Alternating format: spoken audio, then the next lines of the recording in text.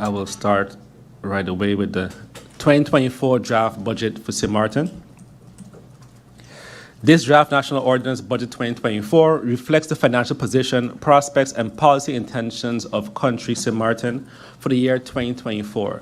The presentation will be provided by me. Will address both the Budget 2024 as a whole, as also matters pertaining to specifically the Ministry of Finance. After my presentation is completed, the other ministers will give insight, as was mentioned by the chair, into their specific budgets for their ministries.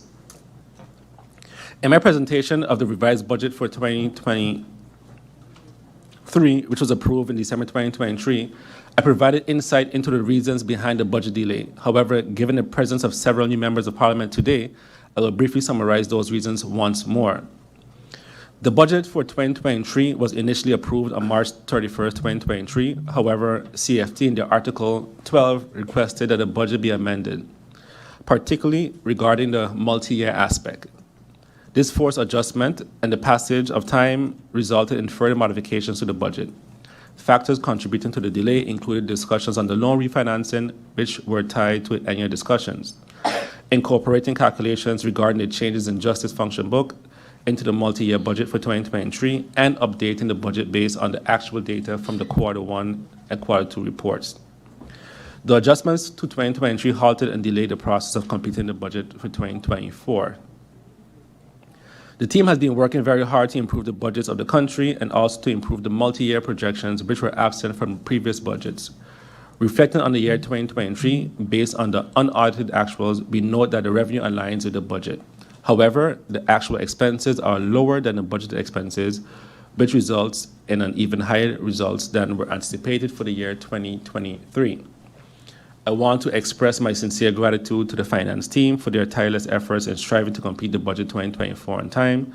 Although we didn't quite achieve our goal, I deeply appreciate the hard work that went into it. It was mutually agreed with the CFT not to seek Article 11 advice for the 2024 budget, as it is not a requirement to ensure timely completion by December 2023.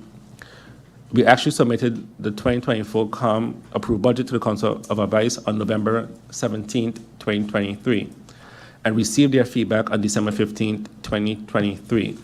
However, due to Christmas vacation and elections, there was a delay in incorporating the Council of Advice feedback and updating the budget accordingly. There was some discussion about whether the new Council of Ministers should present the budget for 2024. However, considering the time that has passed, it was decided to proceed with the current version of the 2024 budget. Therefore, here I am today to present to you the budget for the year 2024. Also, via you, Madam Chair, prior to beginning the presentation, I would also like to mention that we noticed a mistake in the draft ordinance in Article 12, Lit. 2A. We are referring to 2023. This has to be 2024. A note of advising has been drafted and is on its way to Parliament. This will be presented to rectify the submitted draft ordinance.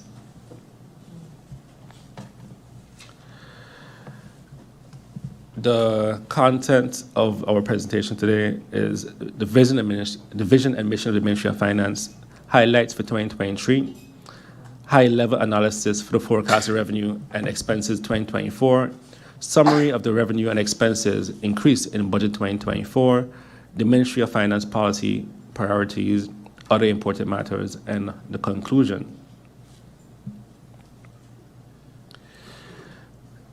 The vision and mission of the Ministry of Finance allow me key highlights for the year 2023. I'll provide an overview for the figures, starting with a comparison between the budget for 2024, the budget for 2023, and the actual figures for the years 2023 and 2022. Please note that the actual figures for the years are unaudited and are sourced from the Q4 report, which has been shared with Parliament, along with the approved annual report for 2022. Following this high-level comparison, I will delve into a more detailed analysis. After comparing the budget for 2024, I will summarize the main factors contributing to the revenue and expense increase in this budget. I will also offer some insight into the policy priorities of the Ministry of Finance for the year 2024 and touch on the key values upheld by the ministry. Lastly, I will conclude the presentation by highlighting other important factors influencing the budget for 2024. The Ministry of Finance has the following vision and mission. These are key in the prioritization of our policies for the year and in decisions made. During the remainder of the presentation, there are many topics, especially in the highlights for the year 2023, which can directly be linked to a specific mission of the Ministry of Finance. I'd like to highlight some key accomplishments for the year 2023. One of our significant achievements was securing the $90 million for essential investments in both the government apparatus and St. Martin. Despite having plans and aspirations without funds, they remain just that, plans. Since 2014, St. Martin hadn't received approval for capital expenditure. While we did receive funding after earmark from the trust fund for major projects, accessing and using those funds for smaller projects proved more complex than anticipated. Of the $90 million, $60 million came from a loan officially transferred to our accounts in November 2023. And $30 million are approved in grants for the Netherlands via the TWO. This was only possible through extensive preparation work, demonstrating our commitment to key projects. The budget process to secure the loan involved resolving financial backlogs, improving the budget quality, and extensive discussions with the CFD. Now that the funds are available, it's time for execution. Another noteworthy achievement is the refinancing of the COVID loans, which was tied to ENYA solution. We secured the loans at the most favorable interest rate possible under the circumstances at 3.4%.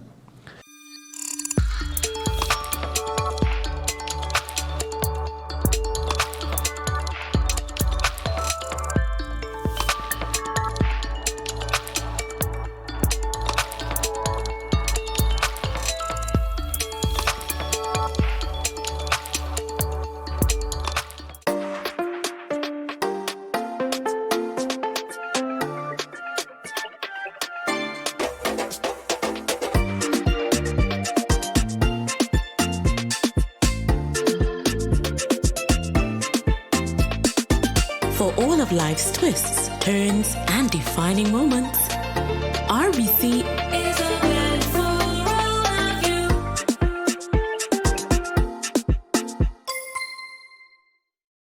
SXM, your social and health insurance is SXM, your social and health insurance is. Are you SXM insured? Do you have a valid medical insurance status? SXV is cardless. Request your My SXV account today and enter the virtual office of SXV. Go to sxv.sx and sign up now. SXV, yeah. Your social and health insurances.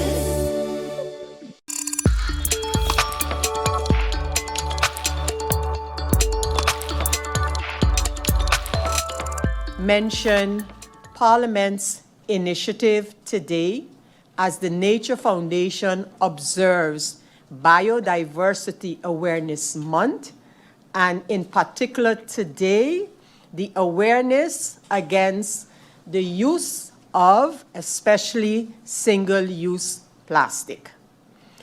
The Nature Foundation has declared the month of March as a month of biodiversity awareness. Every day in the month of March, Nature Foundation has selected a theme with respect to biodiversity. And as I mentioned, today is the awareness of the effects of plastic in general and single-use plastic in particular. Today, Parliament is doing its part where this awareness is concerned, and we will be attempting not to use any single-use plastic items throughout the day here in the Parliament of St. Martin. That being the case, I ask all in the community to join us today in this effort of creating awareness by especially limiting or banning completely the use of single-use plastic for at least today. And so the Parliament will be doing its part, as I mentioned, and all others are encouraged to do the same, as well as to follow the other days as mentioned, not as mentioned, as noted by Nature Foundation during the month of March.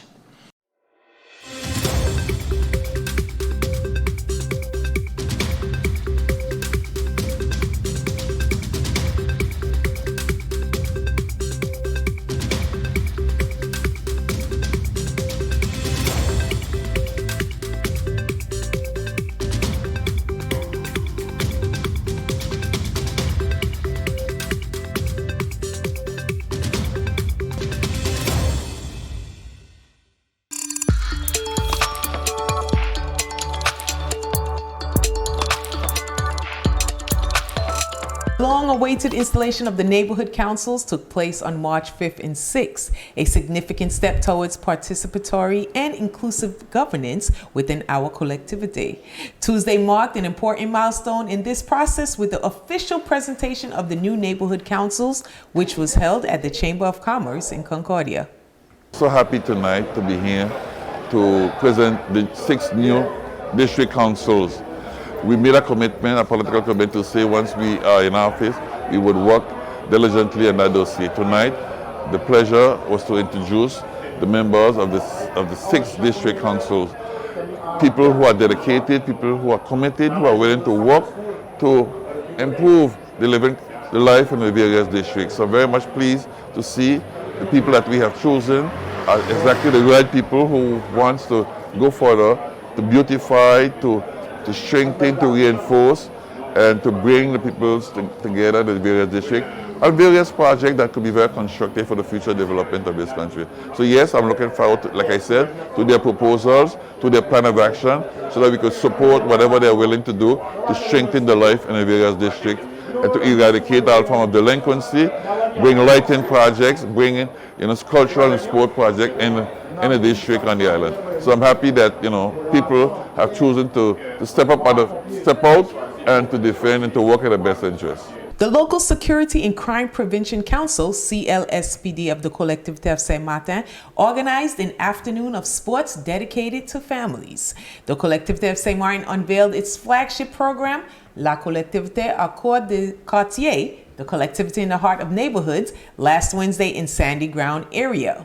The objective was to offer families in the neighborhood fun and enriched sports activities to share together.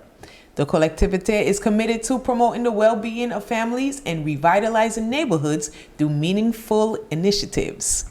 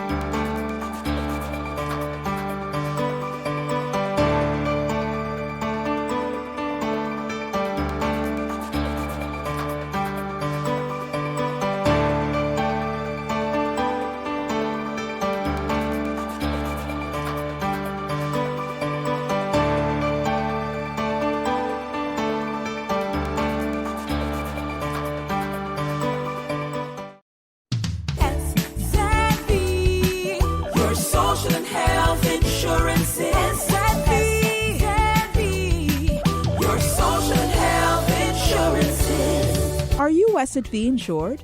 Do you have a valid medical insurance status? SXM is cardless. Request your My SXM account today and enter the virtual office of SXM. Go to sxv.sx and sign up now. SXM, yeah. Your social health insurances.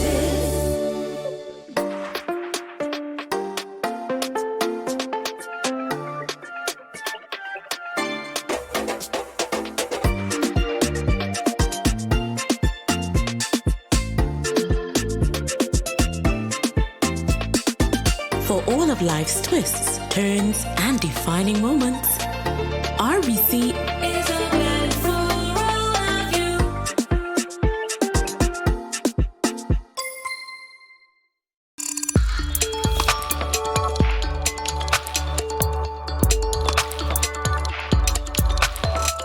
To ask the minister to make a point that we receive what is called favorable, according to what was in the newspapers, interest rate of 3.4% on our loans because, Madam Chair, we were agreeing with the Dutch funding of ANIA. Okay, and I quote, St. Martin gets its liquidity loans refinanced against 3.4% interest, while Curacao, that has refused to accept the Dutch loans to solve problems at insurance company Ania, will have to pay 5.1%. Aruba, that so far has refused to accept a law that regulates financial supervision, will have to pay 6.9%. This appears from a letter State Secretary Alexander Van Huffelen sent to the Dutch Parliament. That's where I'm reading it from. So with that being said, Madam Chair, it means that St. Martin, or the Minister of Finance, was in agreement in accepting the Dutch bailout plan for Ania. I would like to know through you, Madam Chair, seeing that the loans was favorable, or the interest of 3.4%. St. Martin got that because the government of St. Martin, or the Minister of Finance, was agreeing with the Dutch government on the bailout of Ania. So we received 3.4% on our loans. Now, Madam Chair, that seems to be off the table. It seems to be off the table. And here we have a solution coming from Curacao to solve the problem based on how Curacao see it, not necessarily for St. Martin. So through you, Madam Chair, the question is, what is St. Martin's solution for this problem? Because, Madam Chair, if it was so at one point in time that the Dutch government came with a solution, St. Martin agreed with it. So because St. Martin agreed with it, they got 3.4%. Now that agreement is off the table. So the minister was wise, he grabbed on it one time, we got a 3.4%, Curacao didn't. Good job. Madam Chair, now that is off the table,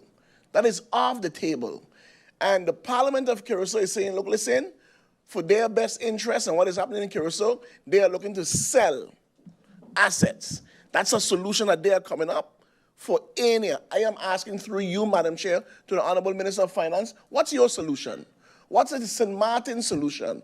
What is St. Martin coming up with to deal with our portion of the what? 3,000 individuals that is here, Madam Chair. Because, Madam Chair, lady, through you, I remember vividly the Minister of Finance saying his main concern is the pensioners here in St. Martin, who's approximately about 3,000 individuals, is where he want to agree or where he want to take this Dutch loan at the time.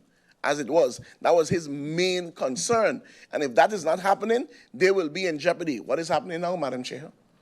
So it's either here nor there. So we haven't taken the one from the Dutch. Nothing is no solution. Where are we right now when it stands, Madam Chair, to the pensioners of St. Martin? The 3,000 plus, or just the 3,000, seeing that in totality is about 30,000, which the majority is in Curacao, and St. Martin's about 3,000. Where are we right now when it comes to their pension? Because it was said, Madam Chair, if it's not done, and if we don't take it fast, their pension may be in jeopardy. We are going into April. Is their pension in jeopardy, Madam Chair? Because that was the reason why we should take it. But the question is now, though, Madam Chair, what is St. Martin's solution? Saying that Curacao is coming up with a solution. And I haven't heard Curacao saying anything that this is a solution for Curacao and St. Martin. Curacao Parliament unanimously came together and decided to do that. I would like to hear through you, Madam Chair, the Honorable Minister of Finance, what is St. Martin's position? What is St. Martin's position in terms of our solution? And when it comes to Mullet Bay, also, what is the solution? Are we going to purchase Mullet Bay, Madam Chair? To the question from MP Christophe Emmanuel, MP asked information on Curacao was talking about selling assets. Is the minister aware that Parliament of Curacao indicated to sell any assets? I just shared the 3 motions with the Parliament that were presented in the Parliament of Curacao. With regard to sale of assets, it is agreed that it has to be beneficial for both policyholders of Enya as a whole, and any fast-selling assets would not be preferable due to the value potentially being lost. In addition to that, Madam Chair, Mr. Martis and Mr. Alexander of Sun Resorts, they came to COM a couple of times already, and in those meetings, it was indicated by the Council of Ministers to the Enya Resorts board that and actually we came to an understanding actually that the sale of Muller Bay will always be hand in hand with the government of St. Martin, and that we'll be informed and we would be part of that. Next question. St. Martin received a favorable interest rate based on the first agreement Dutch funding of ENYA. It seems to be off the table. What is the solution? This question is also by MP Christophe Emmanuel, where he kind of indicated that there was a Dutch solution. There was no Dutch solution, Madam Chair. All of the solutions come from jointly Curaçao, St. Martin. The solution that was presented prior was a solution that we all agreed to. That was Curaçao and St. Martin. And at the last minute, Curaçao pulled out when it was discussed that when they had concerns on their interest norm.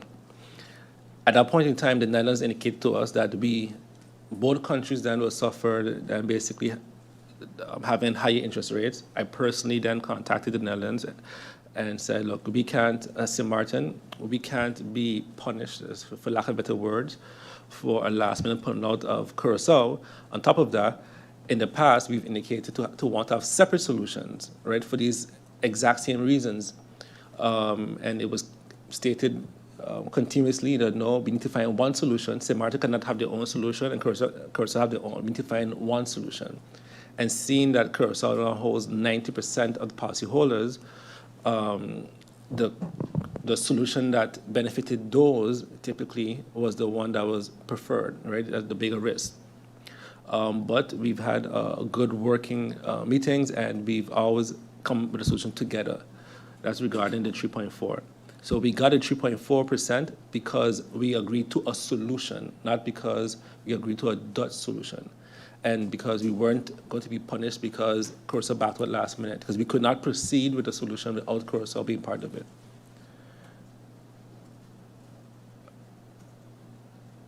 In addition to that, Madam Chair, the solution as presented today was a solution that was prepared by both St. Martin and Curaçao together. Curaçao presented the solution in Parliament before St. Martin did, but the solution as presented is coming from both countries and not only Curaçao. If we do not find a solution, we can anticipate having a higher interest rate for the refinancing. All parties have to agree to a proposed solution together. The next question from MP Christophe Emmanuel was regarding lack of oversight from Central Bank. This was answered already, Madam Chair, in the questions presented before, but I'll briefly answer again. The public prosecutor for Curaçao and St. Martin is currently investigating the ENYA matter and whether criminal charges can be made against the persons involved in the ENYA matter. In addition, the Central Bank has made and will continue to make efforts to recover damages resulting from causing the solvency shortfall from all those liable for it, such as through instituting and enforcing claim and other civil proceedings.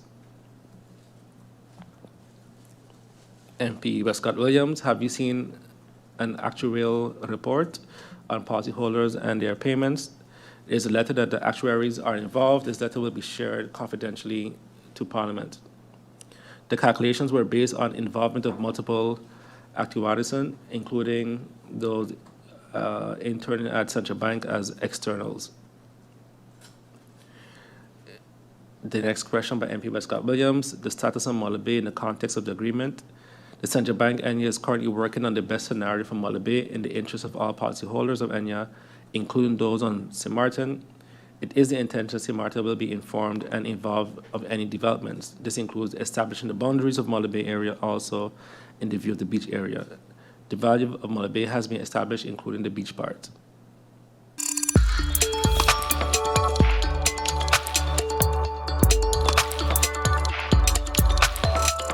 Legal experts are strongly suggesting that Jamaica isolates jurors to minimize the possibility of interference. This as the Privy Council's ruling in the Vibes Cartel murder appeal case continues to dominate local discussion.